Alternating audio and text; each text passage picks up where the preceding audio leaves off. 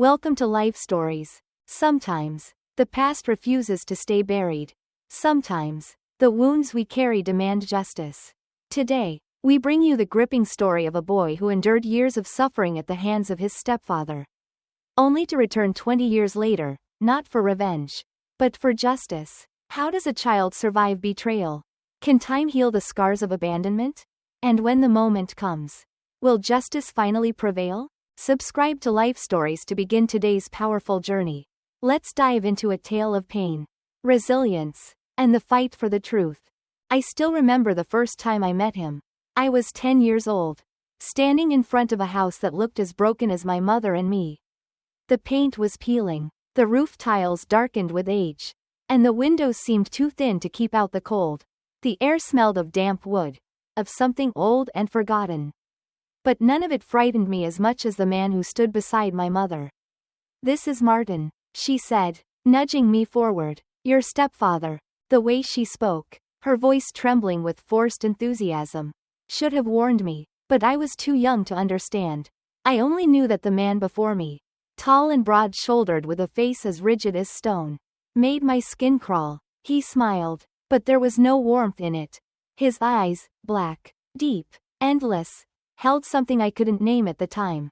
A power, a quiet menace that made me freeze.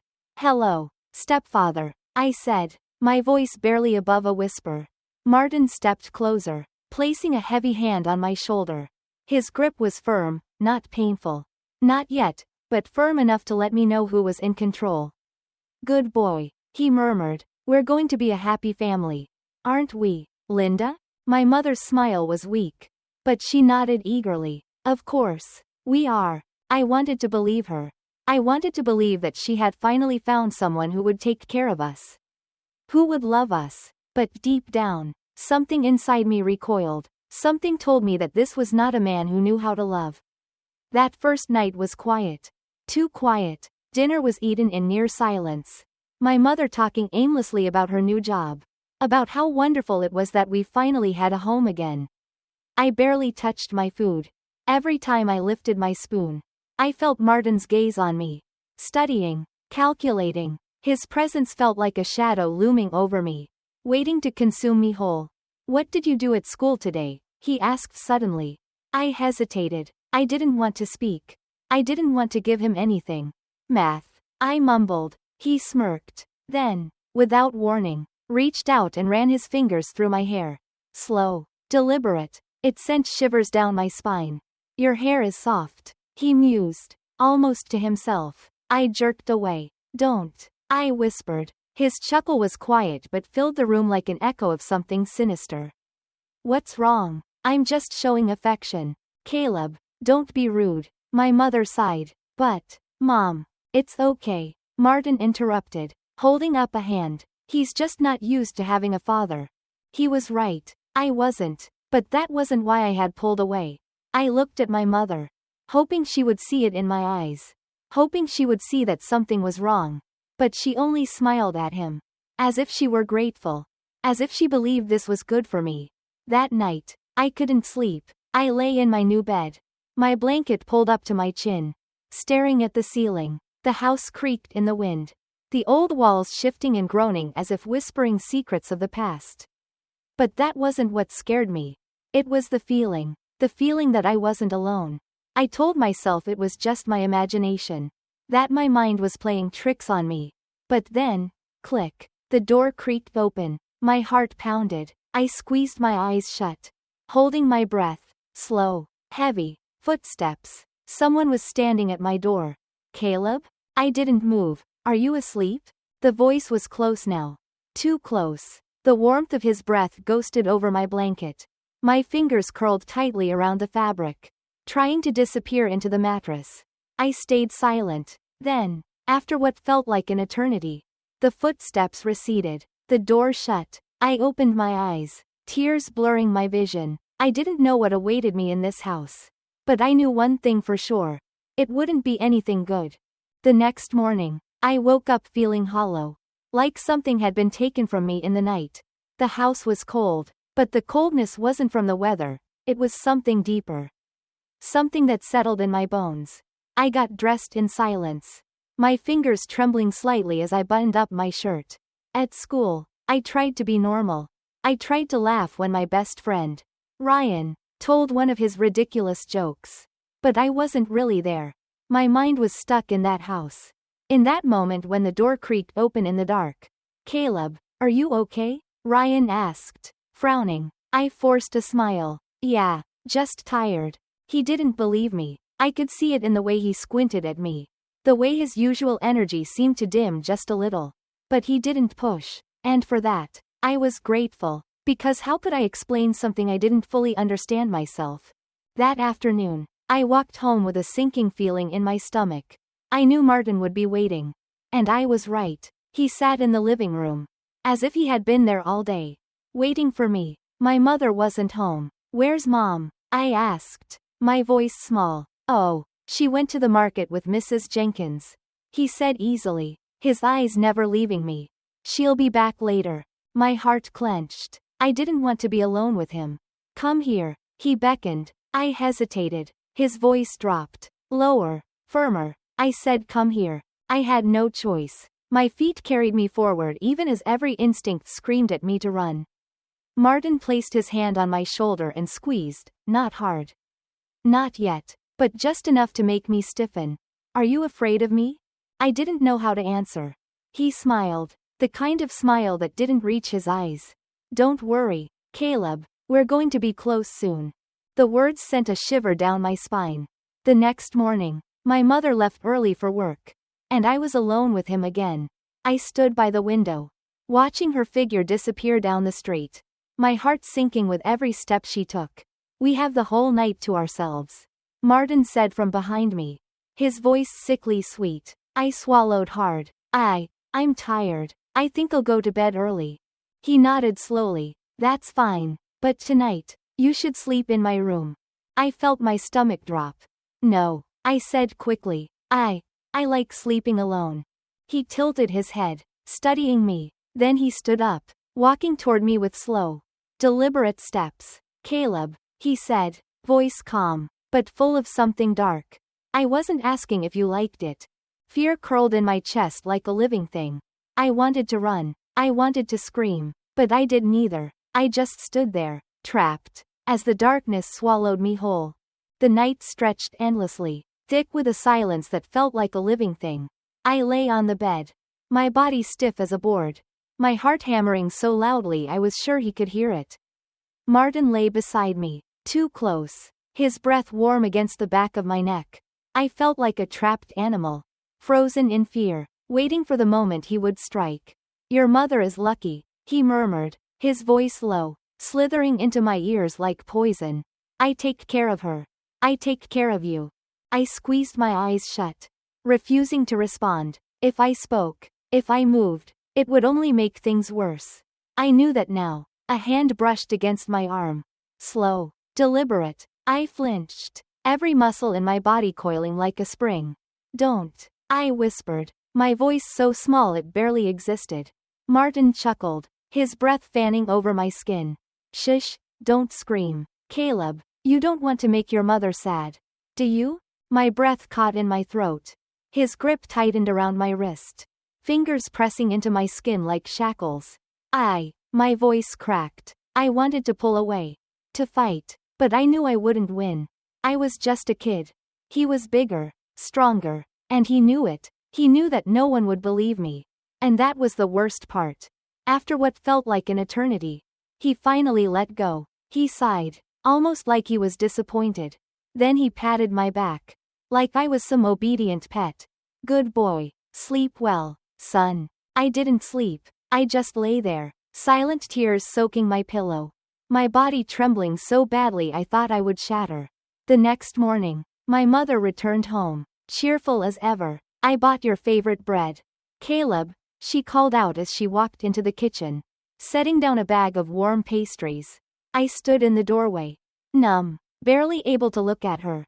I felt filthy, broken. Then Martin walked in behind her, his usual mask of kindness firmly in place. "Did you sleep well, Caleb?" he asked, his tone light, casual, as if nothing had happened.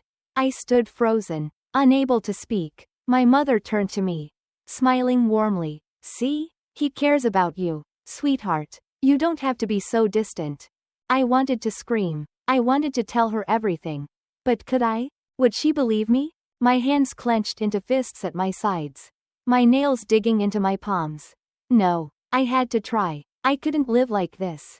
Mom, I said, my voice barely above a whisper. I need to talk to you. She turned to me, slightly surprised. All right, what is it? I took a deep breath. This was my chance. But before I could speak, Martin's voice cut through the air. Helen, he said smoothly, his tone dripping with false concern. You have to help your son. Caleb, he needs therapy. My heart stopped. I whipped my head toward him, my pulse roaring in my ears. No, I shouted, my voice breaking. I'm not making this up. You have to believe me. My mother's expression darkened. Caleb, what are you talking about? Martin sighed heavily, shaking his head like a disappointed father. He's been having strange fantasies, he said, his voice soft, sorrowful. I realized last night, he's not well. No, I gasped, my entire body trembling. Mom, please. But she was already looking at me differently, as if I were a problem to be fixed. And then she slapped me. The sharp crack echoed through the kitchen. The world blurred. My cheek burned. Enough, she snapped, her voice shaking with anger. Stop trying to destroy this family. I stumbled back, my chest heaving, my vision swimming. Martin smiled. He had won, and I had lost everything. I stood there, my cheek throbbing, my mother's words still ringing in my ears. Stop trying to destroy this family. Was that really what she thought? That I was the problem? I looked at her, desperately searching for something.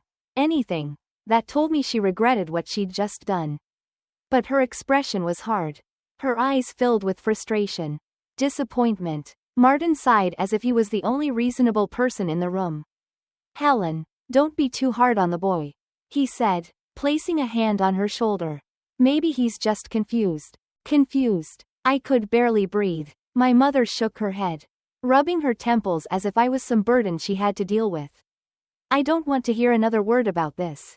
Caleb, go to your room. I opened my mouth, wanting to plead, wanting to shake her, to make her see what was happening right in front of her. But then I looked at Martin. He was staring at me, arms crossed over his chest, his smirk barely hidden, daring me to fight back, daring me to try again. And I knew, if I spoke another word, I would lose whatever small part of my mother still belonged to me. So, I turned and walked upstairs, feeling each step like a weight dragging me deeper into a prison I could never escape. When the door shut behind me, I collapsed onto my bed. I didn't cry. I didn't scream. I just lay there, staring at the ceiling, trying to understand how my own mother could turn her back on me. And outside, I knew Martin was celebrating his victory. The next few days were worse than before. Martin no longer had to hide. He didn't need to pretend to be kind when my mother was around because now she believed him. Now, if I acted out, if I resisted, I was the one with the problem. He could do whatever he wanted. And she would never question it. The bruises started appearing, on my arms, my legs, places where no one would notice. He didn't have to hit me hard to make his point. Sometimes all it took was a squeeze too tight on my wrist. A shove into the wall. A quiet threat whispered in my ear. You want your mother to hate you forever? He hissed one night after grabbing me by the collar. I bit my lip, my entire body trembling. No, I whispered. Then be a good boy. And I was. I did everything I was told. I didn't speak unless spoken to. I stopped trying to talk to my mother about what was happening. I even started avoiding Ryan at school because I knew if Martin saw me with him, he would find some way to punish me for it. He controlled every part of my life now. Even food. If I disobeyed, I didn't eat. Simple as that. My mother never noticed. Martin always made sure of that. He would smile at her, kiss her cheek, and tell her he was making sure I learned discipline. And she would nod, grateful for how he was guiding me. I was hungry all the time. Not just for food, for love, for kindness, for someone, anyone, to see me. But I was invisible. At night, I dreaded going to sleep. Because I knew what was coming. The whispering, The touches. The reminders that I didn't belong to myself anymore. And I couldn't fight back. Not when the only person who could save me had already made up her mind. Martin had won. And I had nothing left. As I watched Martin being dragged away in handcuffs, I felt nothing. No satisfaction. No relief. Just a quiet, empty space where my rage had once lived. The man who had stolen my childhood, who had turned my mother against me, was now powerless. He looked at me one last time. His face pale, his hands shaking. "You think you've won?" he spat. I met his gaze, my voice steady. "You lost the moment you thought I'd stay silent." The police car door slammed shut. And just like that, he was gone. The townspeople murmured around me, whispering about things they should have seen, signs they should have noticed. I didn't care. Their guilt wouldn't change the past. Nothing could. Then, I heard a voice behind me. "Caleb." I turned. My mother stood there, eyes red, her face lined with regret. She took a trembling step forward. "Can you ever forgive me?" I studied her for a long moment.